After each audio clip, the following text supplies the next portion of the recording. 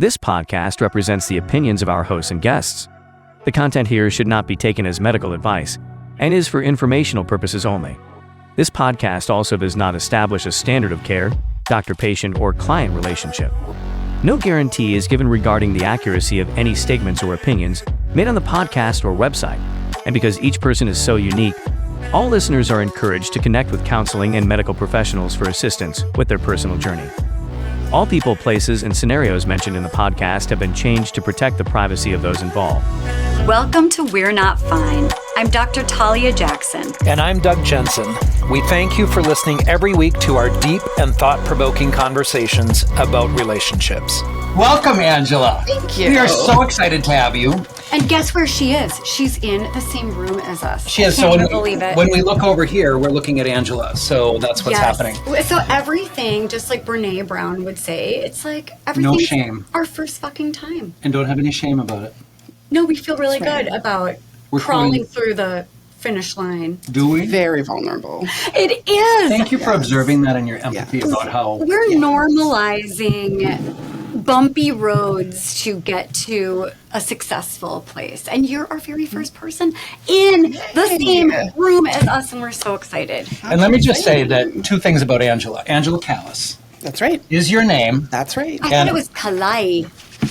Yeah, there's questionable I bet people do a lot ancestry, moving things around. I'm making it more French than maybe it needs to be. Are you? Yeah. So let me tell you about Angela. So I was given her contact information from a mutual friend and colleague, and we are going to be talking about a very exciting topic, ethical non-monogamy and polyamory, with Angela, who has both personal and professional experience with this, as many people do, but she's the expert, and she is so good at talking about this. She's a creative, an artist. She has a great deal of musician background. We were talking about our shared singing opportunities, and I wish I could play piano like she does, and also play guitar. You are learning the guitar. You said you're not good at it.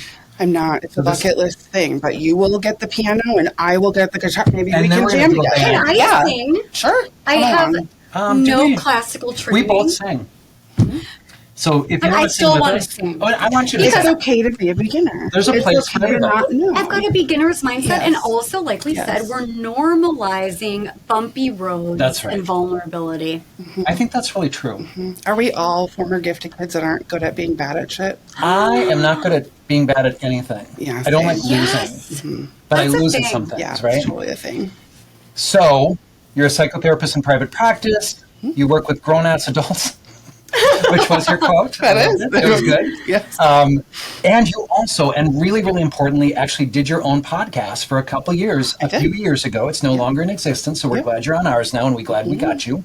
But you did a polyamorous We did. podcast. Yes. So we're very excited for the other thing, of course, is that you and I have a shared interest in someone named Dwayne who goes by The Rock.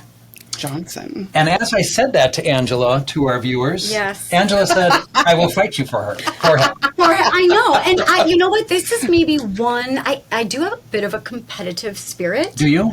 But do you want to get in the middle of us? I don't know, because Like I a think sandwich? what I mentioned to you before. No, that's where The Rock is going. Oh my God! He's going, but He's a ham. No, you're a vegetarian. He's the cheese. Yes, thank you. So, by the way, one of my clients has written to me and said, I won't tell you who it is, but I'm sure you're listening. But he said I talk about The Rock all the time. I don't think I do. I don't think I talk about The Rock all the time, but I mean, I feel like you only talk about him like every second or third episode because he just naturally comes up. And I think I also have a He's life-size evocative. figure of him in my workout area in my basement. Yes, I do. What? he's your muse and your inspiration. He is, and my other things that we won't go into on the podcast because it's for all people. But you know, it's interesting too, and I'm very flattered by this, but one of our sound people and our AV people, his daughter Emily, hello Emily, love you so much. Emily told her friend Andrew that when I came to their door, I'm the one that looks like The Rock. And of course, Angela, you affirmed that. Yes. You said we could be brothers. Yes. And so if he and I, which we will be, holding hands down the street, when we do that, don't look at me that way. Well, yeah. You look hesitant. Angela and I have some feelings about people that walk down the street and you can't tell if they're identical twins or if they're dating. We're both. We're both. Oh. When it comes to the rock, it's both. I gotcha. Are you affirming that? You looked hesitant. It feels complex. Let's just put it that way. It feels complex. Like don't know that maybe you're it's a committing to therapy it. topic. And also, you're- we know for sure that he's not going to be walking down the street with Angela when you guys start competing. I'm You never angry. know. I want to be there. I'm angry at that. I've been surprised at how many people he's their person, and that's like not their normal attraction point Yeah. or whatever. Like It's he's not got yours. something No, special. you know what? He is definitely not my type at all, but I will say I think he's one of the handsomest men on the planet. So and that I don't means you think understand I it am. either. I've always thought that. But Oh. I'm in love with your personality Yeah, too. thank you. And I don't know The Rock yet. You will when Oh, we start he's dating. a total sweetheart. Like I he's a believe that. lovely father. He does all kinds of like social justice work. He can sing. Like he's just amazing. Well, yeah, 'cause Angela, multi-talented. how much do you know about my boyfriend? I feel like I know there's a lot about your tension boyfriend. building. I gather that. By the way, if everybody can't tell, we love Angela. Immediately. Like, It was immediately. There's a lot of This is going to be such a fucking fun I know. podcast episode. So this is what we were thinking of doing. Tell me. This is what our plan Tell is. me what you were thinking of doing on the We're Not Fine podcast. This is because it's my podcast and I've invited this lovely gentleman. This is his Thank first you for time here having too. What we were wanting to Do you need a do, bio? because we're all about relationships, we want to talk to people that can help us dive deep into every different way there is of being in relationships. And so Angela Indeed. happens to be our very first person when we are going to be talking about ethical non-monogamy. And I mean, I'd love to just start with introduce us to it, please. Like a quick overview of the basics, Yeah. the terminology, Totally. ethical E&M, ethical non-monogamy, polyamory, open relationships, We did the opposite. swinging. Oh, that is so funny. We're moving on the fly. All right. Monogamy, non-monogamy, solo polyamory, which I actually don't know anything about that one. I've Most never heard of it. people don't. And I don't know anything about relationship anarchy. Yeah, Give it all to of us. these terms, right? Like, it's like, what the fuck does it even mean, right? Like, what are we even talking about? Introduce us. And I'll tell you something, and you know this, Angela, like many people don't know any of these terms. Like the whole idea of E&M, I have clients who naturally kind of just talk about that as part of their natural vocabulary and discourse. And when I say E&M to some people, they're like, what is that? In fact, I think if we said E&M to maybe our beautiful sound people, they might say, what's that? Yeah, totally. So, It sounds like Totally. EDM, electronic dance music. Well, we can turn that on for this episode too. Alex, if you can insert some of that, that would be helpful. There you go. There you go. I'm all, well, it's also Pride, by the way. Happy Pride to everybody. Oh my God, how could we have almost made it through June and not I know. talked about Pride Month, But we need some EDM to go with ENM, and Pride? ENM. That feels like a good flow. Like, they go together for They sure. can do. They can. All right, my dear, give it to us. Introduce us to it. I Yes. think we have a hard time. Let's define. Let's define. Yes. Well, first and foremost, I think we're going to talk about different terminology and what like the common definition of these things, but it is critical to actually check in and ask with somebody if they share they are in an open relationship or some kind, or they use this terminology, because they actually might use it differently. So it's the beginning of a conversation. Great. I think that's really important to know, because we get in big trouble sometimes. Sometimes we get ourselves into positions that we never wanted to be in by not fully understanding what the thing was, or assuming that we knew I what think so the thing too. The was, assumptions. right? That gets us in trouble. So right now, kind of like the hot term that you hear a lot is ethical non-monogamy. Like that is really like trendy almost. It is. It's really shown up more in the last couple of years. You also hear like consensual non-monogamy.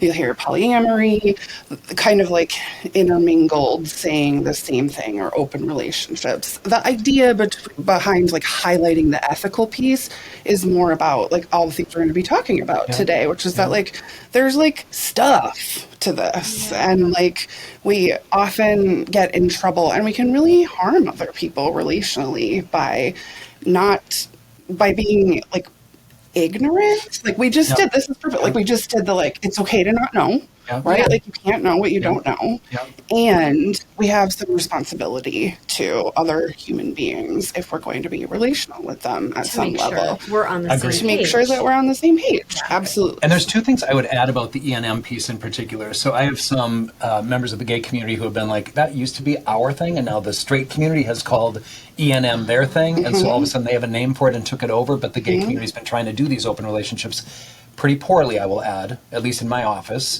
because of the communication issues that don't occur. But the other thing, and you and I talked about this when we first talked, Angela, is that, we did not grow up with these options. Right. A lot of us were socialized, of course, if we're a little bit older as well, which none of us are. That's I don't know right. why you two are laughing. We're right. older toddlers. That That's we can fair. know. That's fair. I'll go with that.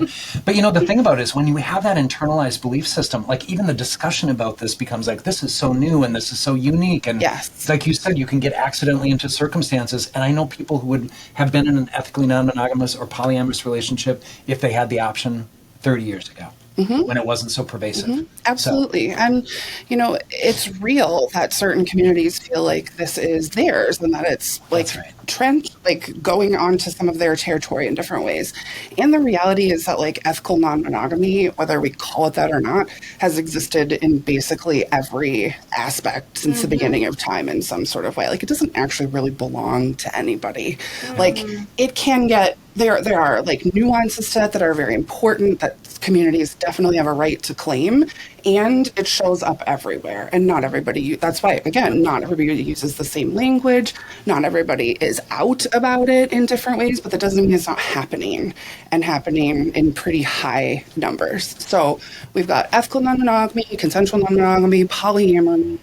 Other ones that you had mentioned that I also listed were monogamish, which is something that Dan Savage coined. Oh, yeah. Tell us about that. So let me back up a slight bit. So a lot of times when we're thinking about this, people are just like sex, right? Like this is all about sex. Yeah. And sure, like sex is in there for most people, not all, Right. because asexuality is definitely part of this community. But like sex is in here. But the distinguishing and defining factor usually with polyamory or ethical non-monogamy is that they're cultivating relationship deeper than just casual sex. Yep. And that is no way to say there's anything wrong with just casual sex. It's just, Right. we're just talking about how do we define and differentiate and use different terminology. So like swinging would be more of the category of tends to be just more casual sex world. You still might like make good friendships and like have ongoing connection in some sort of way, but that's really different than like cultivating love sort of Or like a relationships. deeper, ongoing relationship that you have to navigate and negotiate. And Right. communicate Like over they're that. going to come together for like a fun party, but they're not going to be considering like cohabitating necessarily, like as part of the relationship. And so we're really talking about like how much sexual exclusivity or not is there on a spectrum, like monogamy being on one end, like they only have sexual exclusivity with one person, with polyamory being on the opposite end of like infinite partners And potentially. where's monogamish? And what is that? Yes. So the other aspect of the axis is emotional connection. So it's like sexual connection, emotional connection. Where do we lie on that axis? Yeah. So monogamish tends to look like we are primarily monogamous, and there might be some like defined moments where we play outside of the relationship. Like maybe somebody travels for work, and if you're in another state, you got a free pass for that weekend in some sort of way. Which is an agreed upon Yes. communication. All of this explicitly different than cheating. Right. Which is where that ethical, non-consensual Yep. comes into play, right? So all of this is negotiated and talked about beforehand at some level. So no surprises, no secrets, like communication.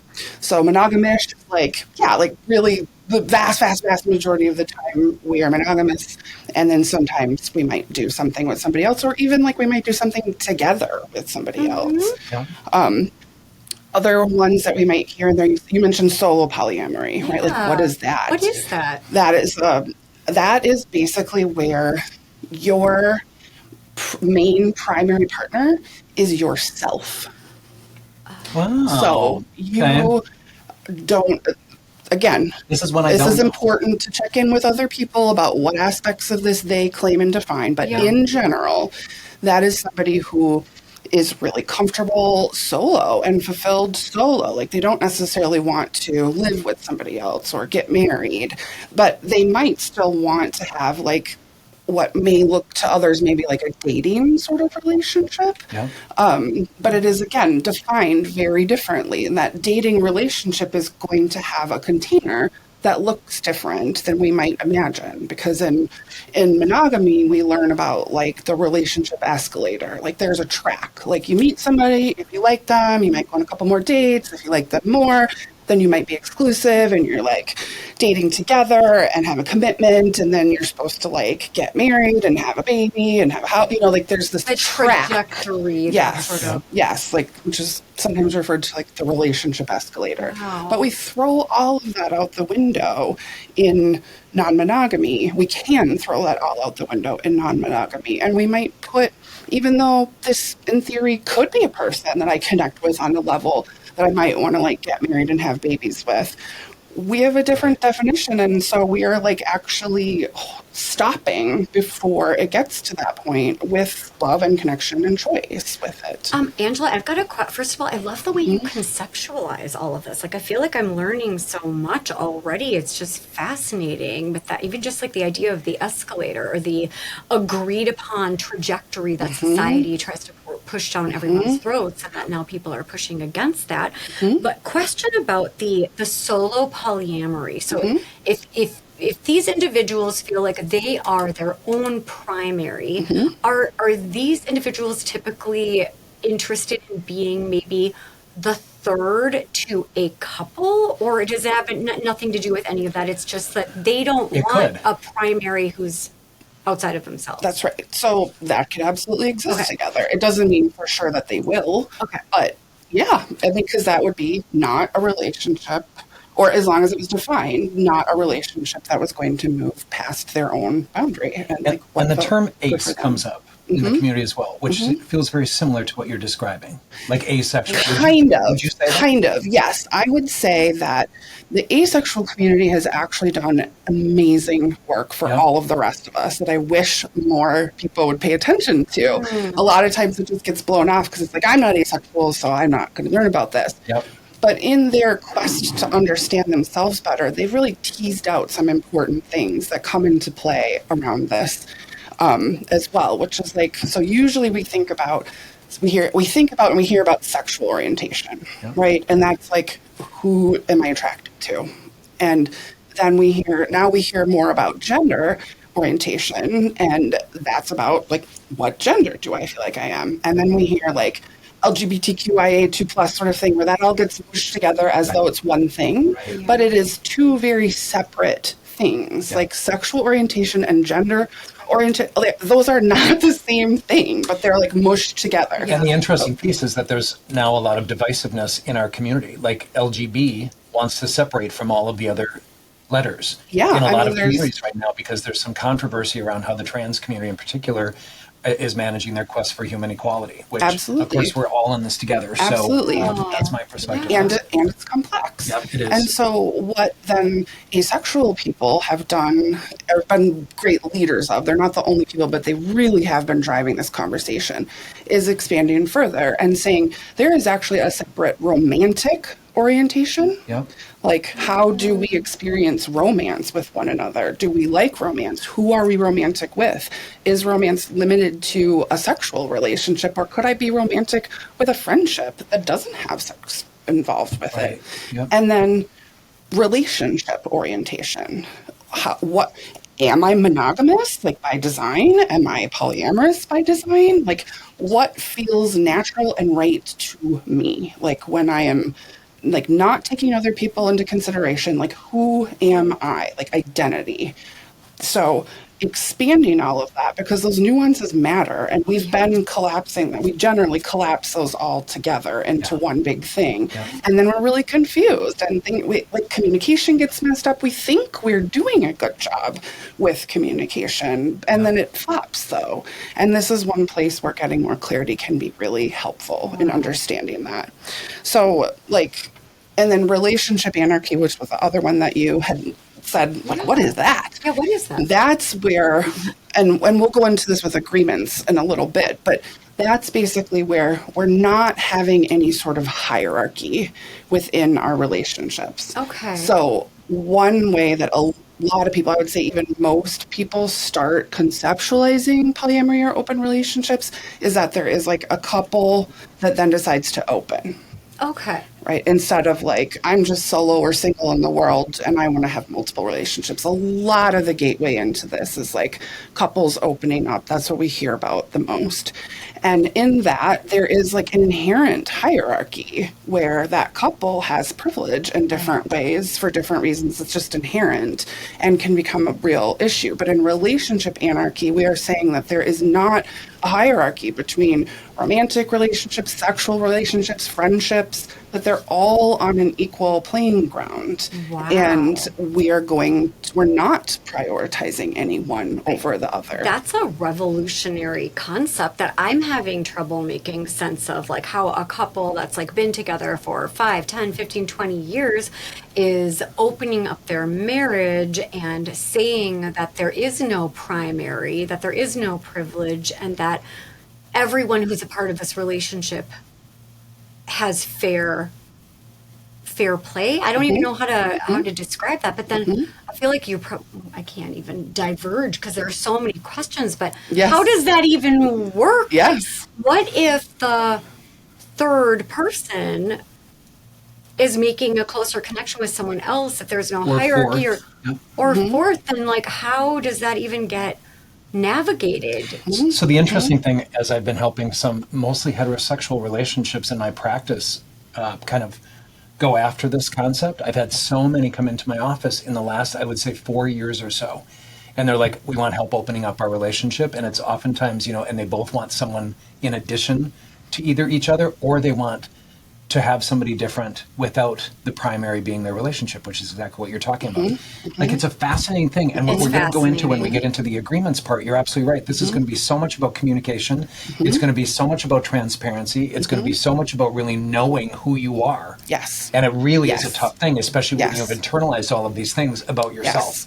And I think, speaking as a gay man, one of the things that we do as gay men is we have like internalized homophobia. We grow up in this world that we're in, and given the state of the world and the political landscape that we have with so many LGBTQ laws, anti-LGBTQ laws coming into play, that internalized shit really transfers into our decision making and our self-esteem and our willingness to like be really brave and courageous about what we want. Absolutely.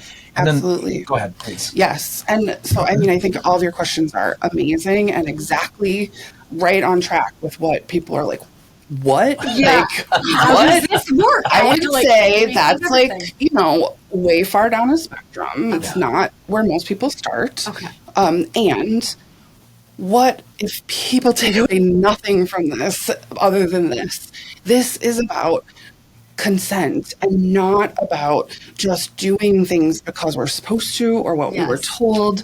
There's a term, mononormativity, which is basically like just going along with being monogamous, right? One of the important things about all of this is that like monogamy is not bad, polyamory is not good, or vice versa. Like this is all neutral.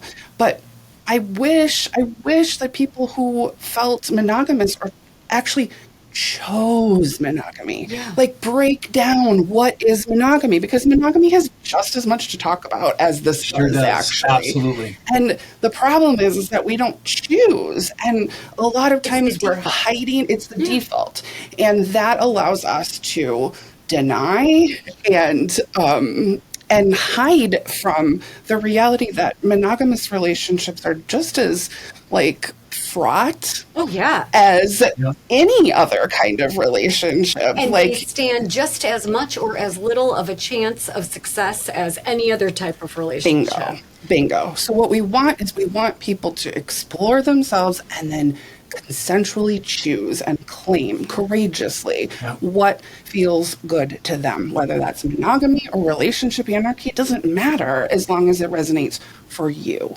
I mean, it's brilliant. Such a lovely, lovely perspective. And, I think it comes back to all of us are human beings. And, in a previous episode we had with a matchmaker, she talked about there's a lid for every pot. That's right. And so the Yes. beauty of like, we all have to just be honest about who we are and put that out there and not be afraid Totally. to ask for what we want and need. That's the only way, in my opinion, related to any type of relationship, you're going to have success. 1000%. Yeah. And we know as therapists all at this table that it's harder. It's easy to say that, Yeah. and it's really fucking hard to do. To feel like Yeah. secure and confident that like if I say this thing that's like radically different than what we're doing, like I have a lot to lose. That's and right. what does that bring out in me? And like how do I move toward that or avoid that? And what are all of the impacts that has on myself and the relationship? Yeah. So it does It's like scary this to at its explore. core really does ask you to do a lot of individual like internal work in And be order really to really show up in an courageous. ethical way. That's right. Absolutely. Yep. Angela, Absolutely. tell us a little bit about these agreements that you talked Yeah, about. absolutely. It sounds like that feels like a good place to start with just like, Totally. how do you even go about any of Yep. these? Yeah. Like Now again, what? how the fuck Now do you what do do you this? do? Yeah. So I think I want this, but like what? And this is where I really encourage people, again, learn. There is the benefit of being in 2023 is that there is an abundance of resources around this. Like 20 years ago, it was kind of a desert. Now, like there is tons of books and podcasts and all groups and all kinds of things that you can learn. You can meet people, you can ask about their experiences, you can learn. Agreements generally end up starting, our like knee-jerk reaction is rules. And that's where that part about like compulsory monogamy, like not choosing, sort of starts to creep into this world and kind of like our old patterns like get in the way over here in this space where ideally like we actually can just tear down the shoulds and build what feels good to us. But that's not usually where most of us start. We usually start from fear. Like, what happens if I'm in an established relationship and my partner finds somebody that's cuter than me or has better sex or is fun in this way or whatever, right? I hear that Like, literally all the time. absolutely, which is a really normal human response, right? And like, majority of us did not get our attachment needs met, so we're not walking around feeling with our cup really full and like clear about our worth, and Which is all why of we'll that. never go out of business. Exactly. Yes, absolutely. And so we often want to start with rules. That's what I hear a lot. Like, let's make a whole list of rules, and they are generally generating from like, what's the thing that I'm afraid of? And it ends up being a lot of control, like controlling behavior that doesn't actually hit the root of what we're trying to stop. And like, you know, we can say you can't do, I mean, this happens a lot around sexual based things in particular. Like it's a 100%. very hot button place and easy to feel insecure in those sorts of ways. And so like, it may be like, I don't know, you can't kiss somebody. Like that's too intimate. Like that might create something that sounds scary. So No we're going to say penetration. no No- penetration. absolutely. No Like, I'm kissing. happy to be Like, open, but you can't do anything that might make you feel more connected to this person than me. Or the simple reality of like, sex is sex, but emotions are different. So That's you right. can't spend time with that person outside of fucking. That's right. And you can't build a relationship with them. Like that's a rule, which is really tough because that spectrum of how we connect to other people and how we attach to people is so vague and Yes. gray and different for all of us. And not something we can control. That's I mean, right. how many of us Absolutely. have had crushes on people that we want to shut down or we want actually Right. to be more attracted to somebody and That's we right. can't conjure it? I mean, what a good that's point. not Like, all something we have So, control over. A lot of people want to go into these rules and contracts from a place of fear and control. Yes. I mean, it makes Yes. perfect sense. And let's use the word insecurity, right? And insecurity. Yeah, The opposite absolutely. being secure, which is what we're talking about when we talk about ethical non-monogamy. We want to create security and polyamory. We want Yes. to create security in those connections by communicating Yes. and knowing ourselves. And it does oftentimes really mean taking a deep breath and challenging those insecure distortions. Absolutely. Right? Absolutely. So how do we have agreements that are about abundance, about sharing, openness, exploring, and not controlling our partner? Yeah, I mean, that's a great question, right? Like You're a like, I don't $1,000,000 know. question. Yeah. No, I mean, I do know, but it Yeah. requires a lot of individual work. It goes back to the how can I be accountable for my insecurities, for my fears, and what I need? And how can I ask my partner for that in a way that's not manipulative or weaponizing, still being rooted in my own accountability that this is my thing that's coming up, and then hold that my partner gets to consent to that.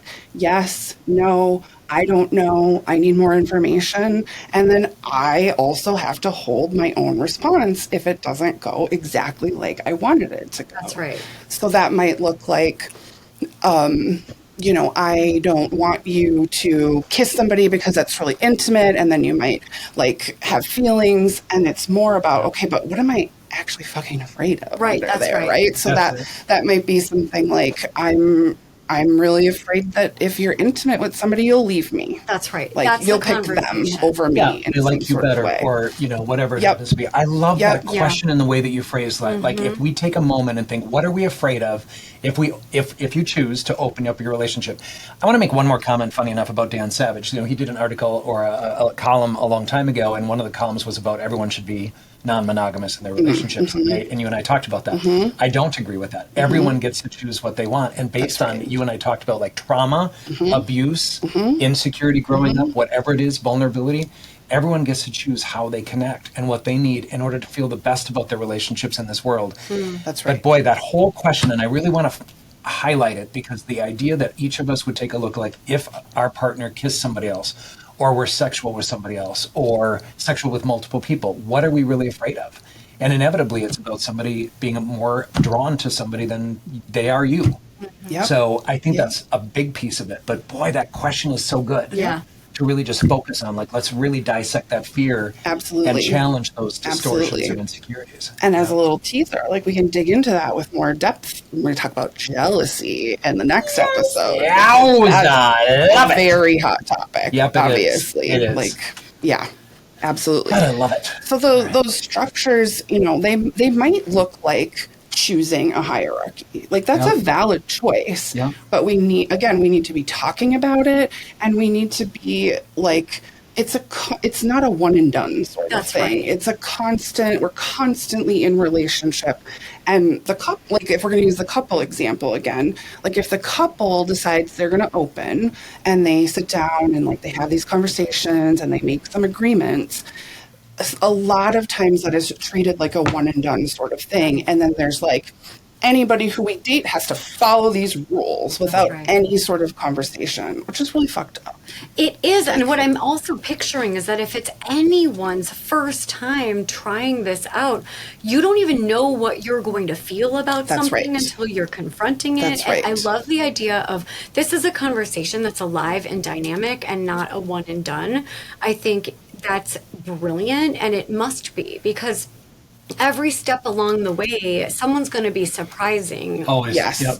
I think that's surprised by how they're reacting. so to important, because this is all theoretical, and that's actually a place where a lot of people get in trouble, especially more sex positive, liberal folks. They really believe in the idea and the concept of an open relationship in some sort of way. They want to feel like that feels good to them.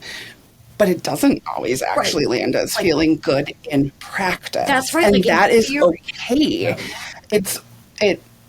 So when we decide that that shouldn't be okay, or we put all kinds of stuff on ourselves, that shit comes out sideways and ends up crashing and burning really hard. 100%. And so absolutely that being honest with yourself about what are my desires, and then what is my capacity, because all of this is a lot of fucking work. It's I a lot might of not work know to my do all of this, capacity. and it's okay to say, Right. I don't want to spend my time and energy on doing the work that this kind of relationship would take for me.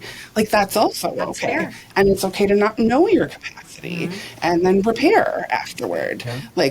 All of this is huge and important, but at that core, it is still just communication. The other place that is when you said like we can't know until we come in, the other place that can really come in, if we're going to go back to that couple example, is like, so let's say a person comes in to be with that couple, and that couple is like, these are the rules, like, and if it's not phrased as a conversation, so like it can be actually like, these are our rules. Let's talk it through. How do you feel about this? How does that land for you? Does this overlap enough to try? Like, okay, that's different than just coming in and saying like, this is how it is. But that is really common. And what is also common then is that other person, particularly if they're newer or have some sort of like, again, like self-worth, self-esteem, whatever, even like a whiff of it can sometimes be really taken advantage of and harmed in that sort of way, especially if there's like a perception that somebody has more experience than them. And so they just should be okay with this. Like, this is how it goes. This is something with me that I need to adapt to. And people in more like secondary or tertiary level relationship connection can really be harmed in that sort of way. Right. Yeah. And it's really important to not make assumptions. There are a lot of people in the community that have been doing this for a long time, and they've been doing it in really fucked up ways. And like, longevity is not necessarily an indicator that they are ethical. And 100% it's really important to trust your gut. In monogamy as well. That's right. Exactly. I remember I went to a seminar from a leading relationship person that most people know, but I won't list him by name. And I went to a conference of his in San Francisco. And I remember, like, out of the blue, he kind of said, the gay community knows how to do open relationships. We can all take a lesson from them. That was about 10 years ago. And I literally, like, raised my hand really fast, like, that's bullshit. Actually, because the reality is it is a new thing. And the gay community, because of all kinds of internalized stuff that we take on, lots of not talking about it, lots of not being able to really be honest about what you like sexually and what you look for emotionally and what you're drawn to. And there's something so refreshing about the change and being able to talk more about it. Yeah, but absolutely. None of us. Absolutely. So like you said, there's a lot of people who try to do this and they haven't really gone to the extremes of really checking in with themselves about what they want and need. And so it's done in a really precarious way, which requires that kind of constant communication and navigation and compromising and renegotiating what that agreement is. Absolutely. And so you are talking about there are many different ways to do agreement. So there's the hierarchical, which makes sense, and now the non-hierarchical or the anarchy. It can be. I mean, again, all the terms, a lot of people use them differently, but yes, like, is there a hierarchy or is there not a hierarchy? And then you threw out a couple of other interesting ones that I'd love to hear about. The kitchen table, the don't ask, don't tell. Yep. So that kitchen table. Self-explanatory. Yeah, sure. Yes. So kitchen table is often used as a shorthand of like anybody and everybody in this relationship, like whether we're, let's say I'm just going to use a couple again as an example. Like there's a couple, maybe they each have like a separate person that they have a secondary relationship with, but they are not all like connected together necessarily like in a sexual or romantic way. Yeah. But they're still connected, right? Like, because it's like you're just like, my best friends are connected in some sort of way, even if they're not best friends. That's kind of thing. Makes sense. And so in polyamory, those other people are referred to as metamors. So like that would be your metamor, like your partner's partner is your metamor. And so kitchen table poly is really like, we just have like an ability to like hang out as friends, hanging like around a kitchen table kind of thing. Like we could all sit around the kitchen table and like share a meal and hang out as friends, or maybe even chosen family, even if we are not all like sexual or romantic in the same way with one another. Yeah. Right.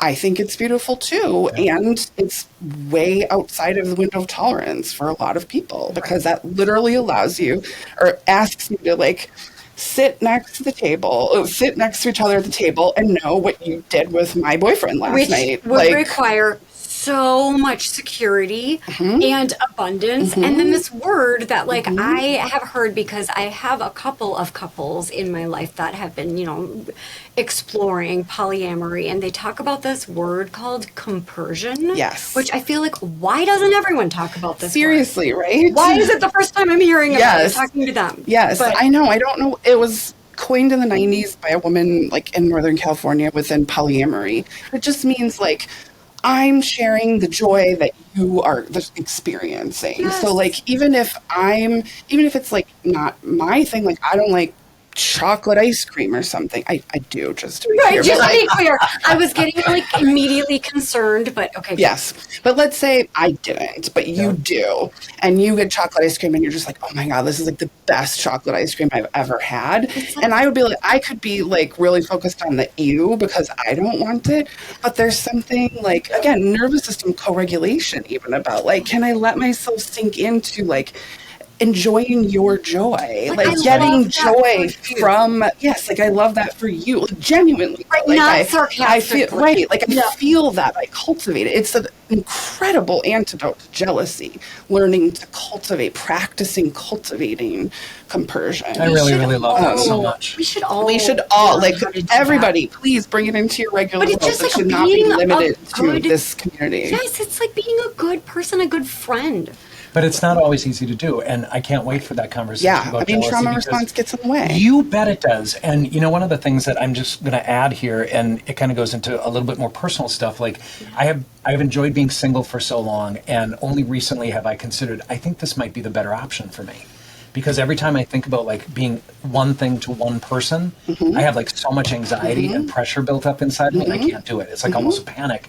But I recently have kind of opened up to the idea that I might be one of these kitchen table people. And I really, really love it. Yeah, I Because love that it is so idea. amazing to like think that there could be this mutual love, and that, you know, I have this fantasy of like maybe a few different people, you know, probably 3 maybe, just kind of sitting around and being each other's support and listening to each other, and you know, all those sorts of things. And that comes in so many packages. But what I was going to comment on particularly is that as we grow, and as we know ourselves, and as we have a good life, and we're solid in ourselves, which I hopefully have found that role myself, like we can be open to that, and we can have compersion and be happy for other people. So Absolutely. I'm really loving it, but I really think it's harder when we're younger. I do.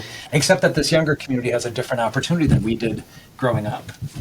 You Yeah, know, I mean, they taking do. away some of the, normalizing it a little bit more. And Yeah. I think, like, I usually see, not always, but often it's either people get really inflamed about, like, sex or emotion. Yeah, I was Like, wondering. about sometimes it's everything, Yeah. but a lot of times somebody will be like, I don't care, like, who my partner has sex with. It's the emotional connection that really evokes a lot of that scary stuff in me. Yeah. Or, like, I don't care if they're like have an amazing connection. It's the sex that really hooks me. So that can also be a place to pay attention to. Like, is there one more than the other? And like, how do we navigate that? Because again, not something that rules work well for. Well, and interestingly enough, and Talia, you referenced this about me personally in my sharing of my own experience with you recently. You said transparency is my love language. Yeah. And it is. As long as I know everything that's going on, as long as I know what's happening, as long as I can ask questions to people that I might engage in this way with, I'm going to be good. Tell me everything. Yep. But don't lie to me. Perfect segue to the don't ask, don't tell. Let's go. Which is the literal opposite. of I that, know, right? I Like, know. Which is the like, Yep. we have, like, I still think it's critical, again, to have the initial conversation that takes us from cheating to consensual, right? Like, we are going to, like, we have an agreement that we can be connected with other people, and then beyond that, we may not share much. And that still has a range, like, or a spectrum, like, but there are people who really, like, don't ask, don't tell. Like, It's like, literal. I can handle this, but I don't Like, want to hear about it. I don't want to visualize That's it. right. 'cause I that don't will want to ruin see that it. for I me. don't want it. Like, that's some of the drive sometimes with like monogamish folks. Like, Yeah. we Sure. know this Yeah. is a thing, but like it happens somewhere else, and like then you come home and like we It's are like and- compartmentalized. yeah, yeah, and that is usually in place when somebody has very low tolerance for holding their own emotions around what comes up. That can be a way. Like, I say that with some hesitation because it usually is also a good indicator that there's other things that are not going to make this feel good for that person. Absolutely. I think that's correct. And sometimes, there's a million reasons why people go into an open relationship, and sometimes people do it because their partner wants it and they think, like, I'll just try this because I want to keep them, and they'll leave me, and they really like betray their own selves with that. That's never a good choice. It's never a good choice, but it happens, right? Like, it definitely happens. And then there's a whole spectrum, like, some people really genuinely enjoy, like, helping their partners date other people or hearing about the date that they went on, and then there's like, do you want to hear about the date? Do you want to hear about the sex? Like, do you want to, like, what aspects of that do you or do you not want to hear about? That some people want to hear about all of it. Some people think they want to hear all about it, but it actually is hurting them actively to hear about it, and they would do better to have more of a broad overview and not details or something like that. Which is also like a live and learn ongoing. 1000%. Yes. And I was so excited because when you agreed to come on, like, you are clearly such a gifted therapist yourself. And, I can already imagine, like, what a gift you are to so many people coming in, trying to work through a lot of these questions that you are guiding them and helping them. But you also are coming in because not only are you a therapist to people that are exploring, but you have your own personal experiences that you are wanting to share some anecdotes with us that I'm so excited about. It's interesting. I want to make two comments. I want to go back a little bit, one to the don't ask, don't tell thing. One of the things that I really have seen as a drawback for clients that I work with who have had that experience is that they will be monitoring, like, is their partner gone for an hour? What are they doing during those times? And while they don't want to necessarily know, they're like, I know they're doing something. Like, that ends up being a part of their sessions, right? Because it just creates that sort of, like, it's crazy I know making. what's going. It's crazy making. It really is. So I just wanted to make that comment. There's a really clear drawback to that. And if you even decide that the don't ask, don't tell works, there's still some, I think, anxieties and worries that creep up, and it really can be damaging to a relationship. So that, number one. Number two, I want to say, when we first talked on the phone, Angela, I was very clear. I would love your personal take on this. We are therapists. You and I both see a number of, as do Talia, a number of these types of relationships that are forming different ways. But the reality is, I love your personal experience, and I love that you're willing to share that, and I appreciate so much your courageousness to do this. And one of the things you and I both talked about as well is that when we're professionals, and even this podcast for me, like, I've disclosed a lot about my personal situation that my clients would not know if they just saw me for psychotherapy. So I'm fully aware that by doing this today, you are opening that up, and I so appreciate you doing that, because that professional versus personal boundary can be really tricky to navigate. And you and I talked about one of your special job to navigate all of that. I know it is, right? And that said, like, I am very forward in my, like, marketing and on my website. Like, I name that I have personal experience in this area, which is often a reason why clients choose me. Right, of because course. For some people, it's important. They want somebody with lived experience. That does not necessarily mean that we know everything or that we're even good at it per se. But yes, I have definitely had a whole range of lived experience for sure. The other thing that I just want to name, like, as we begin, is that, like, this is my story, and it's also somebody else's story. Like, so that is a sensitive sort of place to sit. And what I am sharing is very true for me, and, like, I don't know in all the circumstances if we have complete agreement on all of that. So I'm not in any way trying to say that mine is the only one or the way. I'm just talking about, like, my personal experience with it. But yeah, I mean, I grew up in a small town, like a town of 1,000 people in rural Minnesota. So I for surely did not know that this was a thing, like, in any way, shape, or form inside of my upbringing, let's say. And it was in the, like, mid-2000s, and I was in a relationship with my child's father. And, like, maybe, I don't know, 6 years into our relationship, he, like, randomly brought it up. Like, he was interested in like polyamory, and like, what did I think of it? And I had never really heard it. I was like, polygamy? Like that's really all I kind of knew about it. And I don't even think Sister Wives existed then, like the TV show, but like I'd heard of polygamy, which is like one partner with multiple spouses, can be men or women. Can I ask how you felt when he brought it up? Did you have a pit in your stomach? Did you have anxiety? Yeah. Okay. You know, it's been so long, I don't remember for sure. That's wild to notice. I haven't noticed that actually before. Yikes. Am I that old? What I remember is that I had a knee-jerk no, and that I was very clear that I would be really jealous. I didn't think I could I didn't think I could not be jealous. Right. And I just like imagined that would be awful. But I was like, but I'm a nerd and I like learning and research. So I was like, but let me research. Wow. So like I dug in and like discovered like podcasts and books, and like there wasn't as much out back then, but a lot of the like main classics were.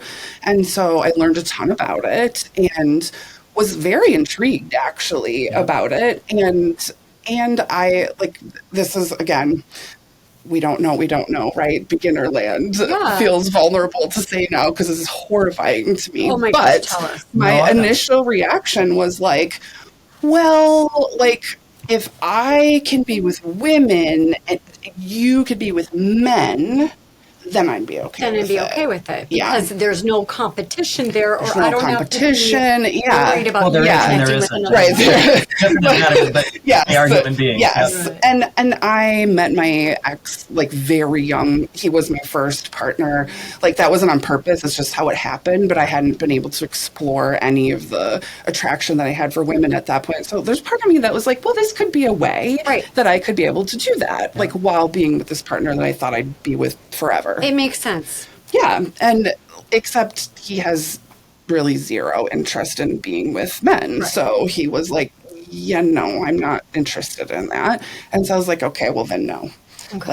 Like because I just really didn't think I would be okay. And I don't think I would have been okay. Like I probably would have been a real awful jerk and a hot mess in a lot of ways. Like, because it wasn't authentic. I wouldn't have been consenting from like my own grounded, enthusiastic consent sort of place. It's so interesting, Angela, your face, even as you talk about this, like I can see that younger person kind of struggling to manage this question. It felt so genuine as you were talking. It was intense. And knowing who you are now. Yeah. Like, what an amazing evolution. Yeah. So I just continue on, please. Yeah, I've had a lot of life happen between then and now.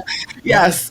So then the next relationship that I was in didn't even think about like poly. Like it didn't even occur to me to like have a conversation about it. I was very just like compulsory monogamy, sort of like went in with that. And we would like occasionally talk about like, it could be interesting or fun to have a threesome with somebody in some sort of way.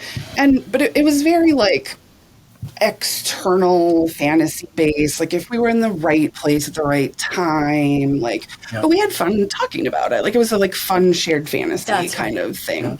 And then like there was a random Minnesota snowstorm, like a really big, terrible one where we were snowed in for days and days.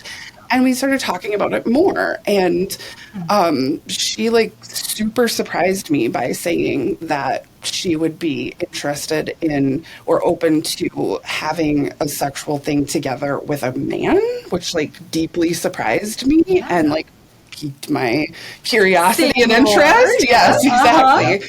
And so that sort of was like a genesis of a conversation.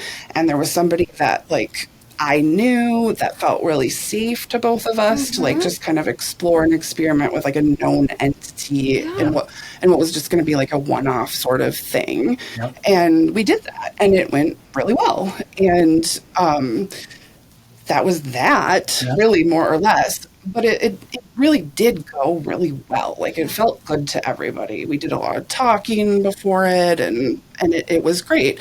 And that was the person that I had previously dated and had a lot of fun with. Yeah. And I was like, could we like do some one-on-one sort of things without you? And she was really open to that. And we had another friend who really, like, in some ways, I think is kind of like a poly mentor to me almost. Yeah. Like, she's been in open relationships for probably like 25 or 30 years at this point. Wow. I never had like drama or chaos around it. And I was always really impressed by how it seemed to work really well for her. And she had always made it very clear that if we ever opened, she would be very interested in being able to date my girlfriend. I mean, there's something really adorable about this too, just in terms of like, well, if all of these options are on the table, I'd like to throw my hat into the ring. Like, it really was like weirdly wholesome. Yeah, like it was kind of sweet. It really was sweet. And again, because of the established relationship that I had with her and the fact that, again, like I never saw like drama or like ickiness with her, I was like, yeah, I guess so. Like, and the whole time, my partner and I were very clear. We would joke, like, no sister wives. Like, this was supposed to be just, like, fun, sexy adventure time. Like, that's all. And that's what it was for, like, I don't know, a few months maybe. And then that guy that I was seeing flaked in the same way that he did the first time. Shocker. Shocker. Yeah. And so then she had somebody that she was sort of like casually seeing and I didn't. And I was like, so this was one of those moments of like, then what? Right? Like, how do we handle this? Like, this thing came up that like we didn't anticipate. What do we do? And so I was like, do we like date? Because this hadn't felt like dating. Like, we had chosen known people and interacted with them. But, like, the idea of dating, like, strangers was, like, a wildly different concept. And we talked about it, and she was like, I mean, this has gone really well. Like, we're both feeling okay about it. We actually really enjoyed, like, telling each other about things, not necessarily every last detail, but we had massive compersion for one another. Yes, like, a lot of, like, this is fun. Like, let me help you have fun kind of thing. And it's so, ideal. Yeah, it really, really was. And so actually at Pride that year, I met somebody in person that I really liked and started dating her. And then I fucking fell in love. Yeah. Which was Unexpected. not part of the plan, nor what we had agreed on. That's right. And we were actually like together, and when I met her, like we both talked to her at the same time. So like they met at the same time too. And had hung out like one-on-one, not in a sexual or romantic way themselves. And I finally just like, I was terrified to tell her, like terrified, because I didn't feel any differently about her or our relationship. I loved our relationship. There's nothing wrong with our relationship, but I was so worried that it would be taken that way in some sort of way or like hurt her. Like I really didn't want to hurt her. But did it feel like this second person that you immediately just felt this love? How was that different than what you had with person number one? Why did you feel like you couldn't? It wasn't different. Like the best analogy that I can bring for this, and it's a commonly asked question, is it's like, how can you love more than one child? Yeah, that's right. You can. Right. And it's different because they have different personalities and different ways you click or don't click. That's right. But we just keep expanding. We can love a lot of different people at the same time, and it doesn't take away from any of the other love that we're giving. But it just goes to show that every new experience, you are learning what you didn't before know is an important conversation to have. That's right. And then you have to get really fucking courageous and say it out loud, which is terrifying. Because you're afraid of losing. That's right. But before you have the communication and the conversation, you have to have that awareness. And you have to do that internal thinking about this sort of thing. And those are the right questions. Like when you say, can you love more than one child? I have two. Of course, I love them equally, and I love both of them. So and as do you. I think, and you have one, right? When you have two, I'm kidding. I'm Yes. But you know, that's the thing. That self-awareness, that internal work is really, really critical, important. And I don't know how people, you know, in therapy, it's very easy to encourage people to do that. But in general, I think it's a really tough process to go through. Like listening to yourself and even the anxieties that you went through and realizing, you know, it isn't necessarily different. I can love two people at the same time. Totally. I'm kind of loving it, especially when like in love comes at a time that you're not expecting it. Introducing that and talking about it and continuing to be transparent about what your emotional experience is fantastic. And I can feel clarity about that, but can my partner feel clarity about that too? Like, can she meet me there? Right. Like, so I did tell her, I very ineloquently, like, spit it out, and she laughed and said, like, I can see you. Oh Like, my gosh. Oh, really there's obvious. that. Like, I know you. I can see. I know that I've watched. I've been watching, like, the whole time. Yeah. And at least, like, originally, at first, like, she was very supportive of that. I mean, I think she felt a lot of empathy for how, like, absolutely fucked up I felt about it. And we just kind of kept moving forward. And that then brought up other interesting aspects. Like, one of the things we haven't talked about yet is, like, are you out or not out to the world about your other relationships, and all of the complexities of that, which next episode, come back. Like, we'll dig into that a little bit more deeply. But we had to, my child was 10, I think, at that point. And the person that I was dating had a kid that was, like, just a couple of years younger. And sometimes we would just, like, go to the beach and, like, all hang out, and, like, we weren't, like, doing anything physical. Right. Like, the kids didn't know.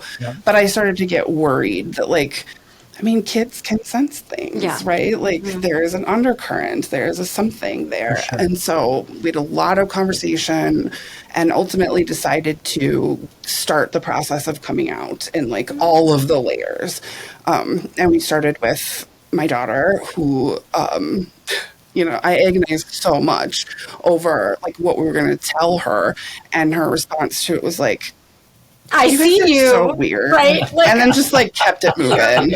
Remember, the kids don't want to know about their parents' relationships much. They do. I've made horrible mistakes about that. I mean, there's been a lot of there's actually an anthology about, like, stories of polyamorous families that she was interviewed for, and talked about how it's so great because you get more presents at Christmas and stuff, which is the most important part about it. Yes. Yep. She's grown now, but, like, that was very true at the time. And I know that we definitely, like, blew a couple of her friends' minds over time.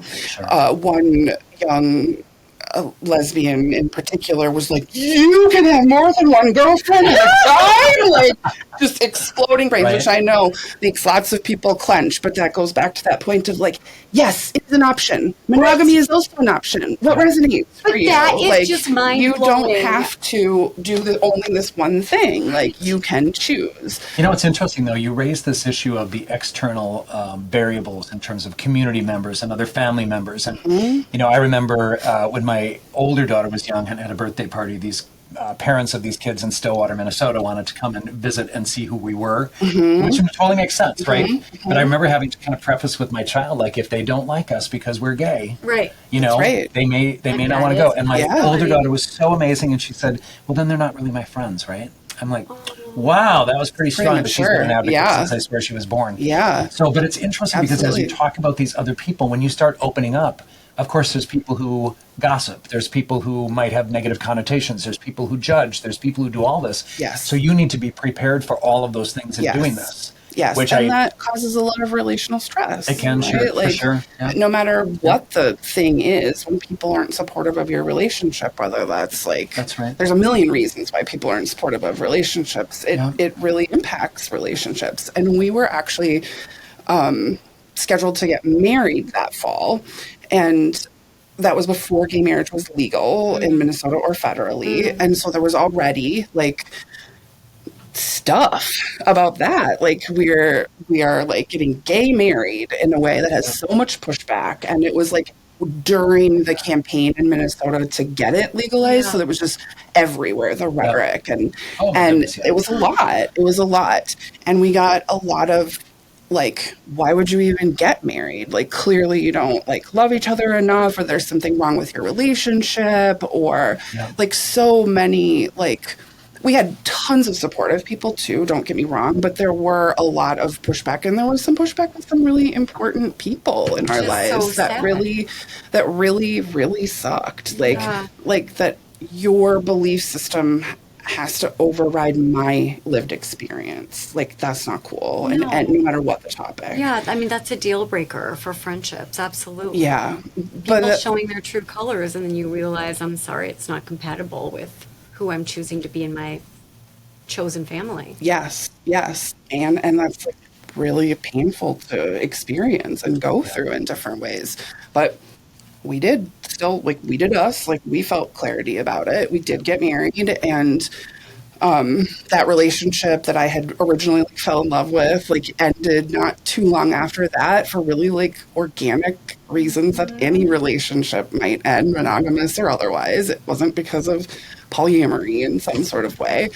And then I don't know, like, over the next few years, like, we both dated in different ways. Like, we both had some like casual dating people, and we both had like long-term serious other person, like one long-term serious other person. And we did quite a bit of like kitchen table sort of stuff. Like, we went on vacations together, like, we did family stuff in different ways, like, not everything all the time, but it was totally like on the table.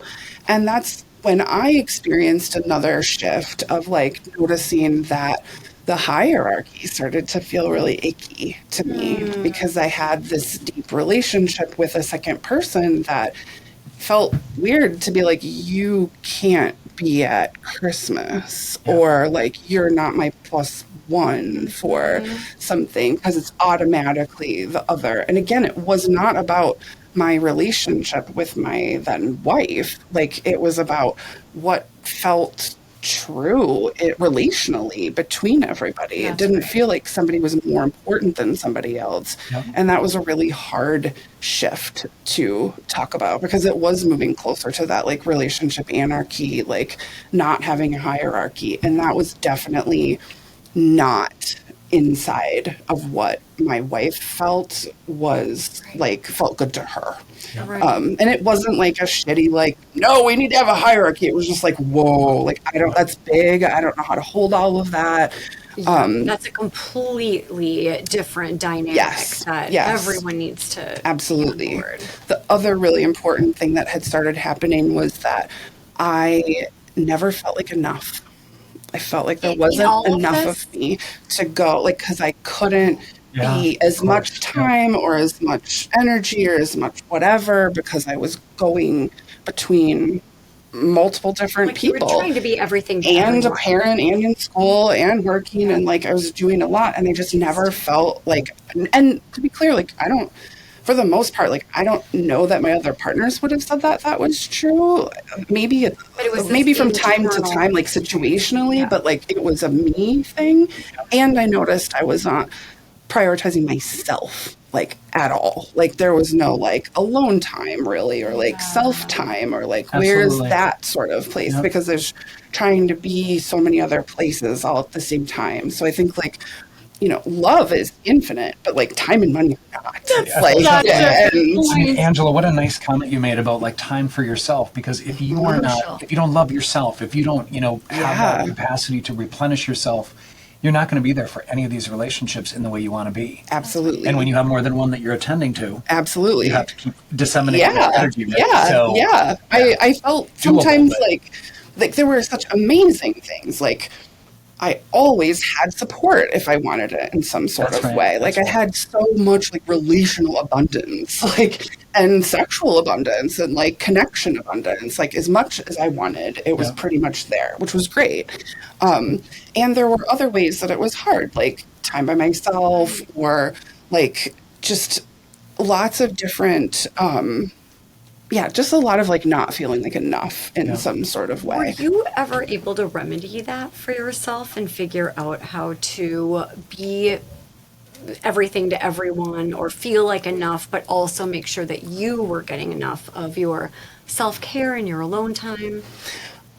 Yes, and asterisks. Work in progress. Yes. Yeah. I mean, I think for sure, like, that's definitely always a work in progress at some level for me. But my relationship with my wife actually ended in a way that she felt should have been obvious, but it was not obvious to me. I think there was a lot of like hints and passive aggressive things and not actually direct communication happening about like where she was and what she was feeling. And it got to a point where she was just like done without making that really obvious to me in any sort of way. Right. And that was really also very intense because there's so much pressure to like prove that polyamory is legitimate and valid and sustainable. And I was doing a podcast at the time and like was pretty known in the community in different ways. And I think a lot of people looked up to us in different ways.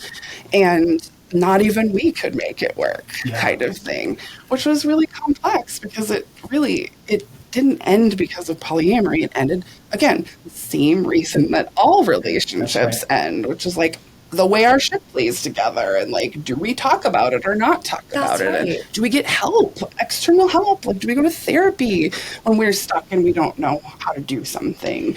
Like, and so... Go ahead, please. No, so that was really complex. And then like being in relationship with somebody else while you're deeply mourning another relationship is very complex. Like there is a lot of complexity to all of that. Ambiguous loss all over the place that's like not seen or observed by other people. And so just then all of the ways that people's opinions about polyamory come in again, like... It's a lot. There's two things, though, that you're dealing with there. And I appreciate you bringing up that disenfranchised grief that isn't necessarily recognized by people because it's hard to determine. People don't know what to say. But you're dealing with not only still, I think there's a lot of pressure from same-sex couples once same-sex marriage was legitimate and an option for people, marriage equality, I should call it. But there's a part of this that you were dealing with that issue by itself, like two women having a relationship. Totally. Like, can we prove that can happen? Can we prove that we can be good parents as people who identify in this community, right? It's like pioneers on every absolutely. front. And so there's pressure. There's pressure. And totally. So every gay or lesbian couple that's been married that parts, people are easily pointing fingers like, see, it doesn't work. Which reality is the data on straight marriages that end in divorce is really, really high. That's right. So, That's right. So you have pressure from multiple avenues, I think. Absolutely. Yes. One of the things, go ahead, please. No, go ahead. I was just going to say, I'm going to, we could talk for days 1000%. about all of these things. And we laughed when you and I first talked because we did this. One of the things that I loved so much, Angela, that you said in our initial conversation, like, is polyamory, is being ethically non-monogamous, is it a choice or is it an orientation? And I remember just being kind of just stopped in my tracks about that conversation. And I was like, I am writing that down. I cannot wait to talk about that. So please tell me your perspective on this. I love it. Huge, right? Like, oh my God, it's huge. And it's dangerous in a lot of ways. Yeah, sure. In the way that that's been weaponized around LGBT people. That has been weaponized. And ultimately, really, should we need to define that? I would argue no. But in the systems that we exist in, choice is not seen as legitimate. It's not. It's not legally protected, and it's not valid choice outside, like in a minoritized way, like in a way that's not normal, quote unquote. And so it is a really valid conversation to have, and it can be really problematic, and nobody agrees, and science doesn't know. And like, there is no like full, agreed upon thing. But for me, what identity always comes down to is believing a person's experience of themselves.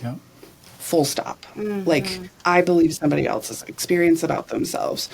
And there are absolutely people who feel a clear sense of relational orientation, whether that's monogamy or polyamory, that just like feel like, to be myself, this is who I am. And it doesn't matter if, like, you can be single and still know that you're monogamous or polyamorous if that is an orientation level thing for you. It's not actually about the other people. Right. It's subjective. Like, it is. It doesn't really matter if people see it or don't see it or believe it or don't That's right. That's right.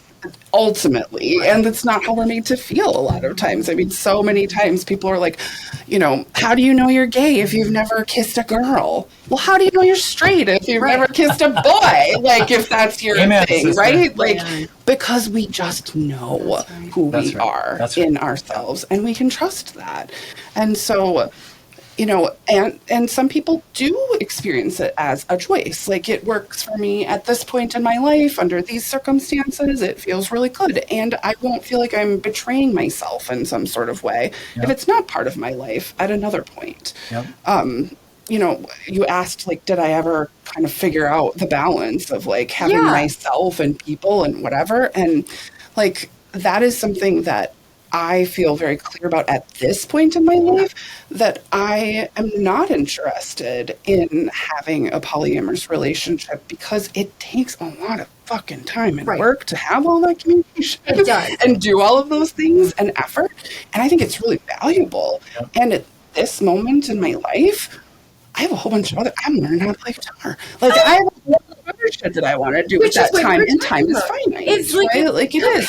Like, will I feel that way in 10 years? I don't know. But, like, for right now, that feels really clear. And I have the ability now to feel that clarity, to name that clarity, and to, like, be accountable for my own boundaries in that clarity. And you wouldn't be able to be here had you not had all of that amazing lived experience. That's right. Because it's all theory, like you had said earlier, until you have practice. And then the amount of times that I surprised myself and people around me, whether that's friends or clients or whatever, we surprise ourselves all the time. Not always negatively either. I mean, sometimes we find a deep well that we had no idea existed, and we're really fucking great at something. Like a deep well, and the important part about that deep well, when it shows up, if we can just stop in the moment and be thoughtful about it and really kind of think, like, well, how does this make me feel? What is this about?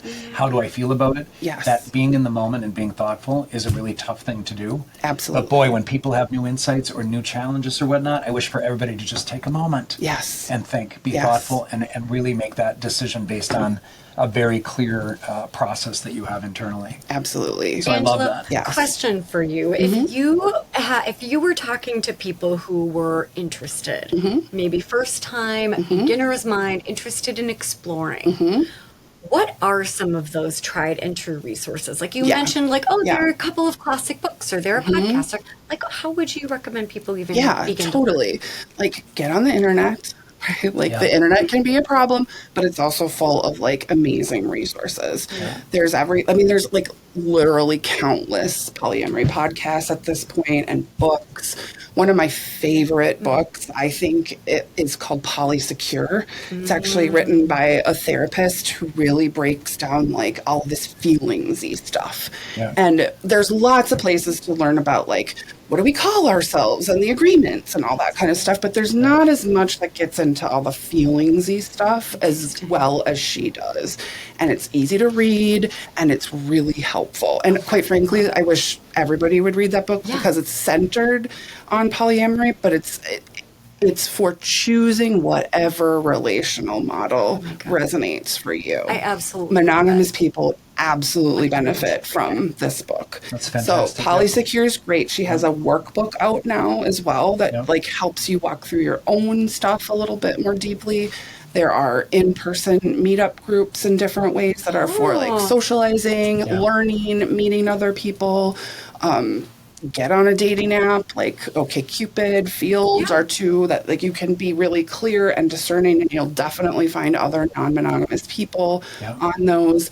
I really, really, really encourage people to start with you, though, like the individual you, whether you're in a relationship or not, get really fucking clear about why are you excited about this? Like, why does this light you up? What are you curious about?